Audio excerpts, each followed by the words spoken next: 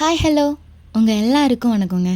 இன்றைக்கி என்னென்னு பார்த்தீங்கன்னா, உங்கள் எல்லாருக்கும் ஒரு சிம்பிள் அண்ட் டேஸ்டியான நாட்டுக்கோழி கிரேவி தாங்க கொண்டு வந்திருக்கோம். அதை விட இதில் ஒரு ட்விஸ்ட் இருக்குது. என்னென்னு சொல்கிறேன் வாங்க. சிக்கனை கழுவி அதை அடுப்பில் எடுத்து வச்சுக்கோங்க. அதுக்கப்புறம் உப்பு, கொஞ்சம் இஞ்சி பூண்டு பேஸ்ட்டு போட்டுட்டு கரம் மசாலா பொடி, மிளகா பொடி போட்டு நல்லா கிண்டி விட்டுருங்க. ட்விஸ்ட்டுன்னு சொன்னேன்ல, ரிவர்ஸில் நடந்து பார்த்துருப்போம், ரிவர்ஸில் வண்டி ஓட்டி பார்த்துருப்போம், ஆனால் ரிவர்ஸில் சமைச்சு பார்த்துருக்கோமா?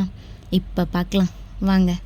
நல்லா வேக வச்சு இதுக்கு மேலே வெங்காயம் தக்காளி போட்டு அதை நல்லா கிண்டி, அதுக்கப்புறம் கொஞ்சம் நேரம் கழித்து கொஞ்சம் தயிர், கருவேப்பிலை, தேங்காய், பெப்பர், சீரகப்பொடி போட்டு கிண்டி நல்லா எண்ணெய் பிரிஞ்சு வர வரைக்கும் வெயிட் பண்ணணுங்க.